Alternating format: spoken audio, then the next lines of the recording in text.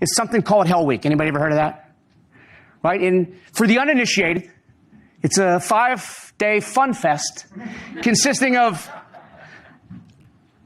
constant physical activity, almost zero sleep, and frequent immersion into very cold water. And it tests two things. One, your level of commitment. Are you willing to pay the price to be part of our community? Two, your ability to collaborate. Are you willing to put the needs of the mission, of your team, above your own needs and your own personal suffering that you have going on right then? And if the answer is yes, you move on to the next phase, which is dive phase. In dive phase, the next biggest barrier to graduation, to entry, is a test called pull comp, pull competency. Pull comp is what this gentleman is going through right now, is the culmination of a 5-day pool week where you learn basic scuba diving procedures in a 9-foot swimming pool. You practice early in the week, you take your stuff on, you take it off in very exacting and precise sequences. Pull comp, the test itself, has you like this poor fella, crawling along on the bottom of the pool. Instructor comes down, rips your mask off, rips your fins off, and he starts to give you increasingly more challenges to your air source. He'll route your hoses around your tanks, tie them in knots. You figure it out. You get a couple puffs, and he does it again. No, they're not. After about 2-3 times of this, you start to become really desperate for some air. And then you start doing what we affectionately know as the funky chicken. You're doing one of these things. If all you can think about is how badly you need air, one of two things is going to happen. One, you're going to panic, you're going to bolt to the surface. Or two, you're going to perform something incorrectly out of sequence. Either way, you fail. Thanks for coming out.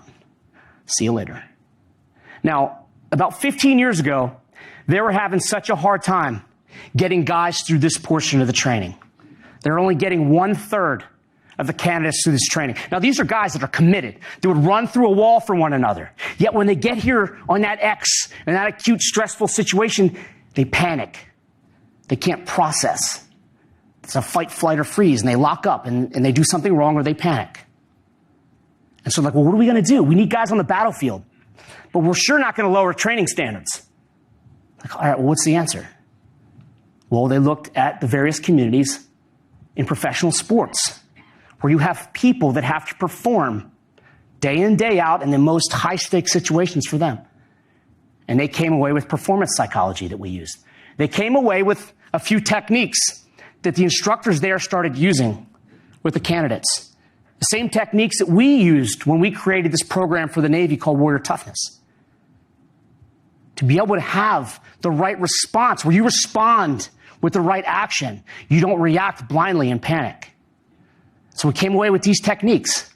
The first one, energy management, also known as arousal control. But when you're talking to a bunch of 18-year-old kids at boot camp, you should probably just call it energy management. Found that out the hard way, right? When we get scared, when we get stressed, there's this little reptilian part of our brain known as the amygdala.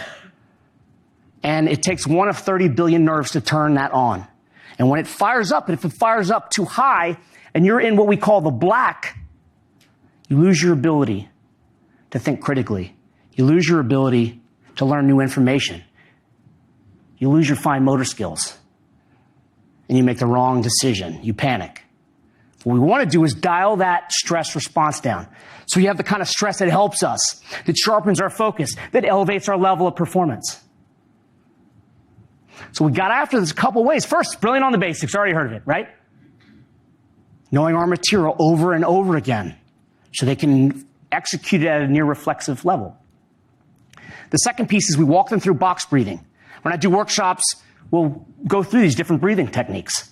Before we would get into that situation, we lower the energy. Law enforcement uses this. When they're getting ready to serve a warrant, they'll do box breathing to lower that energy before they even go into the room. And so when we train recruits, you think of this young recruit, first time away from home, we get them in to fight a fire, and they start locking up because they're overwhelmed. At this point, training value is lost. So we'll stop them, we'll drag them out, We'll do some box breathing. We'll lower that energy. We'll revisit the sequences, the procedures they need to do to be successful, and we'll push them back. 9 times out of 10, they're successful.